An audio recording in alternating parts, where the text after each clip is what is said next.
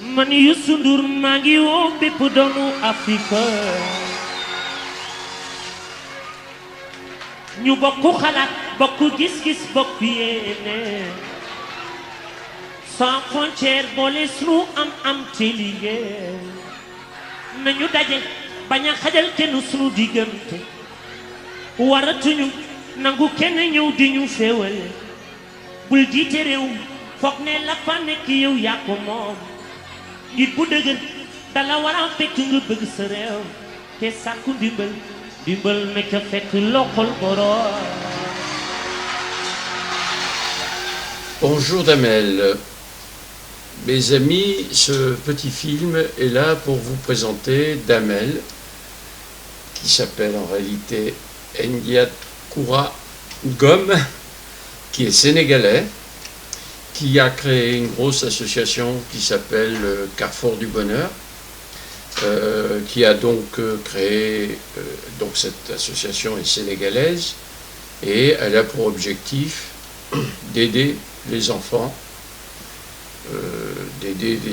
sénégalais, et Damel a beaucoup aidé des enfants français en rupture de banc, en rupture de vie correcte avec la société, et qui ont été envoyés au Sénégal par une association qui s'appelle la Fondation Verdier. La Fondation Verdier. Donc, Damel fait fonctionner cette association, ma foi, avec assez de bonheur et pas mal d'émerveillement de ma part. Il a créé une association française qui s'appelle aussi Carrefour du Bonheur et qui a pour objet d'établir des relations entre la France et le Sénégal et entre la Suisse, l'Allemagne et même le Canada avec le Sénégal dans le but donc d'aider à l'éducation des enfants essentiellement. Ça fait quelque temps qu'on discute tous les deux parce que sur Facebook il a trouvé que ce que je disais n'était pas trop idiot et donc on s'est contacté et il s'avère que évidemment nos deux préoccupations se rejoignent. Les préoccupations des fermes de la vie qui sont de faire vivre les gens après l'effondrement de manière heureuse, je dirais, et pour lui l'éducation des enfants. Il faut savoir que même si tout ça c'est à mettre entre guillemets, le Sénégal est évidemment un pays plus pauvre que la France, c'est le moins qu'on puisse dire, mais ce n'est pas un pays foncièrement pauvre. C'est un pays qui est surtout à des zones désertiques et que les problèmes qui se profilent à l'horizon de notre terre, donc de la France comme du Sénégal, risquent de poser des problèmes à beaucoup de gens et c'est ce travail que nous voulons faire donc aux habitants qui nous côtoient, c'est de se préparer à résister donc à ce qui nous attend. Évidemment, le Sénégal sera un peu moins touché que nous, parce que c'est un pays moins industrialisé que le nôtre. C'est un pays où les gens sont habitués à vivre dans des conditions qui sont souvent difficiles, de manière continue. C'est pas qu'ils sont réellement pauvres. Pour l'instant, ces gens-là ont, par exemple, à manger. Ils sont rares les gens qui n'ont pas à manger. Chez nous, on arrive à 10 millions de pauvres qui vont chercher leur nourriture auprès des ONG, quoi. Enfin, des ONG. Je ne suis pas sûr qu'au Sénégal, la même proportion, c'est-à-dire une personne sur 7, qui va chercher de quoi manger dans les organisations, tout simplement parce que les ONG ne sont pas très présentes pour apporter de la nourriture aux habitants. Donc, avec Damel, oui, son nom c'est Damel, parce que, bon, enfin je ne vais pas raconter ce surnom, disons, pour nous Français, ce serait un surnom. Damel s'appelle Damel parce qu'il a fait des choses assez extraordinaires dans le cadre de cette association et que depuis on le traite de roi, voilà. Le mot Damel a cette signification dans son pays. Alors c'est un roi, c'est un prince, c'est tout ce qu'on voudra, mais c'est surtout quelqu'un de sensible, je vais dire d'intelligent, mais l'intelligence pour moi n'est pas un élément fondamental. Tout le monde est intelligent, mais peu de gens savent utiliser correctement cette intelligence. C'est le cas de Damel, qui est sorti de son village, Kombolé, donc qui est le nord du Sénégal. Presque à côté de Dakar. À côté de Dakar, voilà, 150 km de Dakar, mais dans le désert. C'est-à-dire, quand on regarde ça, Kombolé, K-H-O-M-B-O-L-E, vous allez regarder ça sur Google Earth, par exemple, vous voyez qu'il y a un arbre, disons tous les 100 mètres, en gros, quoi, hein, un arbre tous les 100 mètres, et pas, évidemment, une pousse d'herbe entre ces arbres. Donc, avec Damel, on s'est dit, voilà, une ferme de la vie, ce serait parfait pour aider ma structure d'enseignement, pas d'enseignement, mais plutôt d'apprentissage de la vie à tous ces enfants. Et donc, on travaille dessus depuis quelques mois déjà, et maintenant on arrive à un accord qui fait que Damel va devenir vice-président de l'association Les Fermes de la Vie, et donc représenter les fermes de la vie en Afrique. Parce que nous, on n'a pas le temps de faire ça, on n'est pas une société financière, ou voilà, on est juste une petite association. On a simplement quelques connaissances qui seraient bon que les différents pays l'organisent. Je vais laisser Damel expliquer un petit peu comment ce qu'il a envie de faire, mais en gros, je vais préciser, notre gros problème depuis quelques mois, c'est de trouver la solution pour faire vivre ce désert, pour lui permettre de produire la nourriture dont les gens ont besoin. Parce que, évidemment, c'est peut-être pas le premier problème qui va arriver quand les choses vont s'aggraver. Elles sont en train de s'aggraver à une vitesse assez inquiétante pour nous. Mais disons que chez lui, c'est un désert, quoi. Alors on a une chance inouïe, c'est que Damel a entrepris une démarche pour creuser. Il a acheté des terrains déjà. Donc Damel a des terrains qu'il possède, 2 fois 2 hectares, tout près de Kombolé. Et sur ces terrains, il veut faire de la culture. Pour ça, il faut de l'eau. Alors, quand on a regardé ça plus précisément, il y a 2 sources possibles d'eau. Donc, il y a creusé un puits. Un puits, bon, le travail coûte un peu moins cher là-bas qu'ici. Bon, disons que ça coûte autour de 2000 € pour creuser le puits. Et il faut espérer que quand on a creusé, on trouve de l'eau. On trouve de l'eau à 17 mètres dans sa région. Il le sait parce qu'il y a d'autres puits qui ont été creusés et on trouve de l'eau qui est de bonne qualité.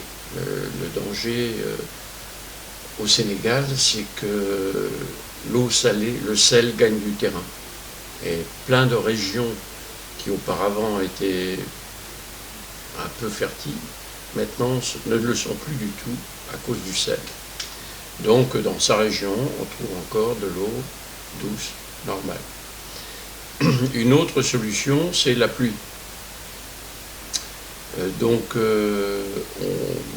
Moi j'ai calculé qu'il allait pouvoir construire les bâtiments qu'il faut pour recevoir les enfants, pour héberger ce qu'il faut de technique pour produire de la nourriture, et on aurait donc un toit qui ferait, je ne sais plus combien, 48 mètres carrés, 96 mètres carrés, comme il tombe 500 mm d'eau à Kombolé par an, en moyenne évidemment, ça permet de récupérer presque 50 mètres cubes d'eau. Alors 50 mètres cubes, c'est pas beaucoup, hein, quand on sait ce qu'on consomme, nous, Européens. Mais enfin, c'est le début. Et donc, je vais laisser maintenant, après cette présentation un peu trop longue, je vais laisser Damel nous raconter la vie de son futur. Bon, merci Didier. Bon, merci de cette présentation. Chers amis internautes, comme l'a dit Didier, c'est Damel, président du fondateur de Carrefour du Bonheur International, qui lutte contre la précarité des enfants dans le monde rural et qui essaie de promouvoir aussi l'éducation des enfants dans le monde rural. Bon, vous savez très bien qu'on s'est lancé dans ce projet depuis 2016 et que le projet reste quelque chose qui va permettre aux futurs citoyens de l'Afrique, parce que le projet est un projet pilote, c'est-à-dire on l'a créé pour pouvoir le faire dans d'autres pays qu'en Afrique, parce que nous sommes en Afrique, tout le monde sait que l'Afrique est un continent en voie de développement. Il y a des choses qui manquent, qui restent, et que pour toujours pour rejoindre Didier dans son dans ses pensées qui stipulent ce qu'on appelle les principes de précaution à ce qui nous arrive. Tout le monde sait ce qui se passe dans ce monde actuellement. Actuellement, vous savez, nous sommes sur ce qu'on appelle le sujet des réchauffement climatique. Nous sommes sur le sujet de la bancarisation du monde. Nous sommes sur le sujet sur les sujets de la malnutrition. Nous sommes sur le sujet aussi des manques partout. Alors, il nous faut des principes de précaution. C'est-à-dire prévenir les risques du futur, prévenir les aléas du futur. Comment les prévenir maintenant? Il s'agit tout simplement de nouer un partenariat avec les fermes de la vie. Parce que, bon, avec les fermes de la vie, on pourrait tout simplement fournir une alimentation de qualité à la population. On peut fournir aussi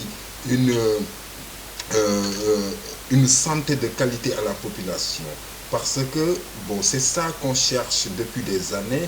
Comment faire pour avoir en réalité des mesures adaptées à la population africaine, et que pour ça il faut qu'on avance ensemble. C'est pas quelque chose que Damel va porter seul. Damel n'est pas quelqu'un qui va porter ça seul. Il veut l'aide de la population africaine, de la jeunesse africaine, de savoir que nous avons nos ressources, nous avons ce qu'on appelle nos terres, nous avons ce qu'on appelle nos traditions, et que ces traditions doivent être adaptées au contexte économique mondial actuel. C'est pourquoi je tiens encore une fois à remercier Didier et pour vous dire tout simplement que le projet de ferme-école qu'on envisage de faire, c'est-à-dire apprendre aux enfants de nouvelles techniques qui vont leur permettre demain de lutter contre la malnutrition, de promouvoir l'autosuffisance alimentaire, d'être indépendant de cette vie où les Africains semblent avoir des milliers. Et je pense pour tout cela, il nous faut du temps, mais on va y arriver. Merci Didier. Bien, Damel. Alors voilà, Damel, comme je vous l'ai dit, va devenir vice-président de l'association Les Fermes de la Vie. D'autres personnes vont aussi m'accompagner parce que pour moi, c'est devenu lourd de porter la réalisation de ces fermes qui commencent à être nombreuses et qui nécessitent une quantité de travail considérable. Je voudrais dire, avant de continuer à faire parler Damel, je voudrais dire que le challenge que soulève Damel est gigantesque, comme je lui ai dit. tu aurais à construire la pyramide de Khéops, ça ne serait pas plus difficile. Voilà. C'est absolument... les problèmes, on les a évidemment analysés en détail, on approche d'une solution. À partir du moment où on a de l'eau, on approche de cette solution. On est dans le désert, un désert dans lequel il y a un peu d'argile et beaucoup de cailloux, et il va falloir créer la vie là-dedans. Et créer la vie avec quasiment pas d'énergie extérieure. On n'a plus de pétrole, on n'en aura plus bientôt. On n'a évidemment pas d'électricité sur ces terrains. On n'a pas de bois à brûler, ou, comme ça. On n'a pas de paille, on n'a pas de... Alors bien sûr, on peut les acheter, faire venir ça par camion. Le problème, c'est qu'on n'a pas beaucoup d'argent non plus. Donc le challenge est assez extraordinaire. Pour ça, Damel, je voudrais que tu nous expliques comment tu vas réussir, par quelle technique tu vas commencer à faire vivre ta ferme. Pour faire vivre ma ferme avec l'expérience que j'ai eue ici, c'est-à-dire commencer par l'aquaponie. Par exemple, avec l'aquaponie, Didier, d'après l'aquaponie, pour vous dire que ce sont des techniques que la FAO a mis sur pied pour lutter contre la faim dans le monde. Je ne dirais pas que mon pays a faim, non, mais il y a des risques du futur. Il y a risque du futur car majeure partie de notre alimentation vient de l'extérieur. Et en plus, il faut savoir une chose aussi avec cette aquaponie. Parce que vous savez très bien qu'au Sénégal, par exemple, le riz au poisson de midi est quelque chose de très, très régulier dans les familles. Comme le pain chez nous. Et comme le pain chez vous, Didier. Et qu'avec l'aquaponie, non seulement nous aurons des légumes, mais aussi nous aurons des poissons. Et qu'il s'agit tout simplement d'avoir une équipe et maîtriser les techniques, apprendre aux enfants comment on le fait pour essayer de fournir les familles qui sont en condition de précarité l'alimentation nécessaire pour le mois. C'est très bien, c'est très très bien. Donc tu commences par l'aquaponie, et ce qu'on a vu, c'est que l'aquaponie, par exemple, nous permet de produire du fourrage, donc de faire vivre un troupeau de chèvres, par exemple. Ce fourrage et ce troupeau de chèvres nous permet, à partir des excréments, à partir du fourrage lui-même, de créer ce qu'on appelle un sol vivant. Alors là-bas, un sol vivant, si on le laisse à l'air libre et au soleil, il ne le sera pas longtemps vivant. Donc il va falloir faire des toits en paille, etc., etc. Et avec le vent qu'il y a là-bas, ça va demander pas mal de précautions, pas mal de résolution de difficultés. Mais c'est vers ça qu'on tend, et si on est aidé un peu financièrement, on pourra faire venir un camion de paille ou un camion de foin, et donc utiliser cette matière-là pour créer un sol vivant. Il y a plein de choses à faire pour que ce sol vivant soit rentable, mais j'ajoute une chose qui est très très importante à mon avis pour nous, les fermes de la vie. On est très altruiste, hein, je crois qu'on le démontre chaque minute, mais quelquefois il faut penser à nous. Notre climat ne sera pas très différent dans quelques années, une dizaine d'années, peut-être un peu plus, du climat de chez Damel actuellement. Il ne sera pas très différent. Donc ce que va faire Damel, c'est nous apprendre à nous à résister à des climats torrides comme ceux qui risquent de nous arriver dans une dizaine d'années et plus, et a fortiori dans 20 ans ou 30 ans. Donc si lui arrive à faire fonctionner une aquaponie et à produire des aliments pour 500 personnes, puisqu'on garde la même structure là-bas qu'ici, c'est-à-dire une communauté de 500 personnes, tout simplement parce qu'il faut beaucoup de compétences. Hein. Une communauté de 500 personnes, il faut qu'elle nourrisse son médecin, son infirmière, quelques soignants locaux, des gens qui cultivent, hein, voilà, qui élèvent les poissons, des gens qui s'occupent des habits, des chaussures, etc., qui s'occupent de l'éducation des enfants. il faut tout ça, et puis qui s'occupe de faire vivre la culture locale, et donc apprendre aux gens ce qui est facile chez eux à être joyeux. Les enfants là-bas sont joyeux, même quand ils n'ont pas bien mangé. Hein. Chez nous, c'est pas le cas. Voilà, donc ils pourront nous apprendre ça. Bon, je vais laisser le dernier mot à Damel. Évidemment, on reviendra vers vous, ici en France, pour donc chercher à obtenir des dons, parce qu'il nous faut un peu d'argent, même si on fait le travail nous-mêmes, même s'il faut vivre, quoi. Hein, et là-bas, ils n'ont pas grand-chose pour vivre. Donc, et surtout quand ils font un système d'aquaponie, ce qui n'est quand même pas... En France, c'est facile. Là-bas, c'est déjà un tout petit peu plus compliqué. Il faut ne serait-ce que transporter les matériaux depuis Dakar, donc sur 150 km. Et il ne faut pas oublier une vis, quoi, parce que... Voilà. Donc, on fera appel à votre bon cœur pour avoir les moyens de réaliser ces installations là-bas. Damel a une autre activité qui fonctionne, celle-là, depuis donc 2016, qui est de faire parrainer des enfants. De faire parrainer des enfants. Tu peux en parler. Oui, merci Didier, parce que je n'allais pas terminer sans pour autant parler de ça. Parce que, bon, je profite de cette occasion pour remercier l'ensemble des membres de l'association Carrefour du Bonheur France. Et remercier aussi la présidente Agnès Guérard qui a beaucoup travaillé depuis des années avec moi pour essayer d'atteindre les objectifs. Qui est française. Qui est française et qui fait un grand travail sur ce que j'ai lancé et qui m'a aidé de manière désintéressée aussi. Je profite de cette occasion pour la remercier et remercier l'ensemble des membres du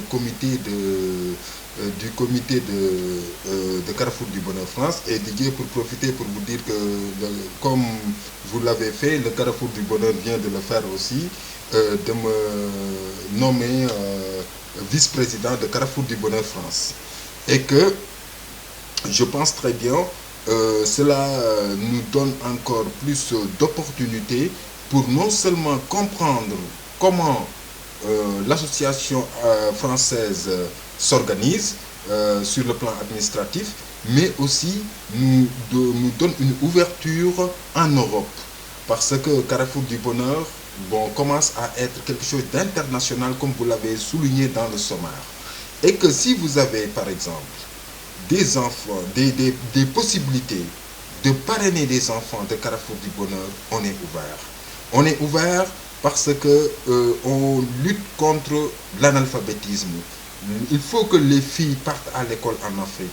Il faut que les enfants cessent de mendier dans les rues. Il faut qu'en Afrique, qu'on puisse avoir une éducation de qualité, Didier. Et pour avoir ça, il faut que tout le monde puisse s'unir autour de nous pour qu'on relève les défis du développement éducatif en Afrique. Merci Didier. Je te pose une question, Damel. Par exemple, moi je veux être le parrain de quelqu'un, d'un enfant en Afrique. Ça me coûte combien? Ça vous coûte 30 € par mois. 30 € par mois. C'est 30 €. Non seul, si l'enfant est parce que les enfants souvent dans les villages sont dans les écoles publiques. Oui. Mais ils peuvent avoir des enfants qui sont dans des familles précaires, qui ne peuvent pas avoir par exemple le petit déjeuner. Oui. Et les cours de soutien, plus les fournitures scolaires. Et nous, avec ces 30 €, on va essayer de s'organiser pour que l'enfant puisse aller à l'école comme les autres et il ne verra pas en réalité une position discriminatoire à l'endroit de la société. C'est ça les 30 € mensuels. Tu parles là de dignité. Chez nous, c'est un mot très très important. Oui.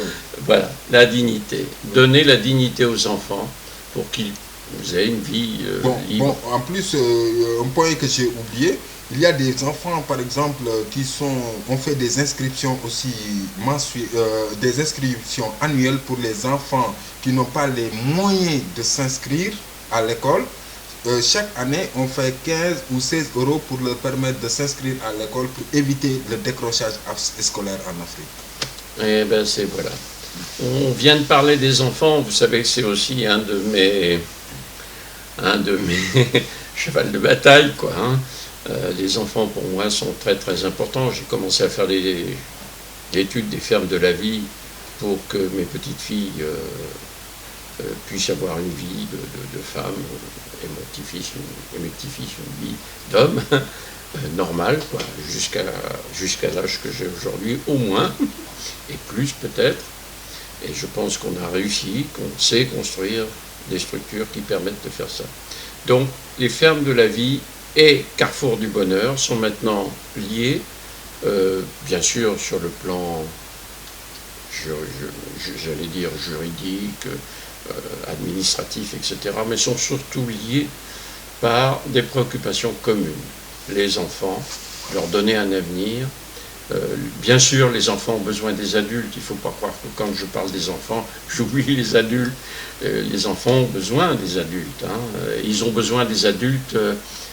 Il va falloir réapprendre à ce que les enfants côtoient les vieilles personnes. Chez nous, dans les fermes de la vie, je pense chez Damel c'est absolument certain, on n'envoie pas les personnes âgées dans des boîtes, comme dit Pierre Rabhi. Hein. On les garde près de nous, parce qu'on en a besoin pour vivre. Ouais, c'est vrai. Et donc, voilà, donc, écoutez, si vous êtes intéressé par notre projet, vous pouvez envoyer un petit mail à didier@lesfermesdelavie.fr ou damel@lesfermesdelavie.fr.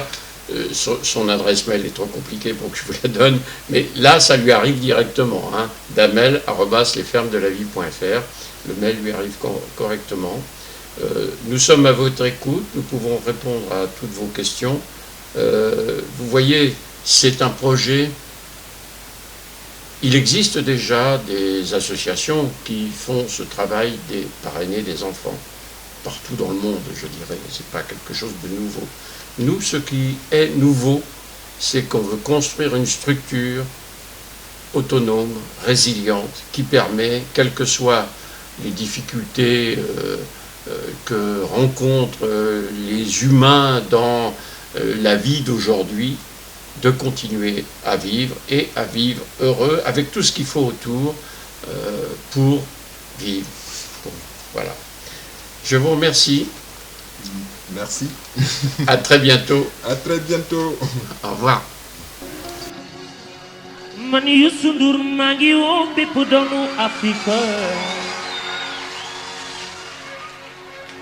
ñu bokk xalaat bokk gis-gis bokk yéene sans frontière boole sunu am te liggéey nañu daje bañ a xajal kenn sunu diggante waratuñu nangu kenn ñëw di ñu féewale bul jiite réew foog ne la fa nekk yow yaa ko moom nit bu dëgër dala war a fekk nga bëgg sa réew te sàkku ndimbal nekk fekk loxol boroom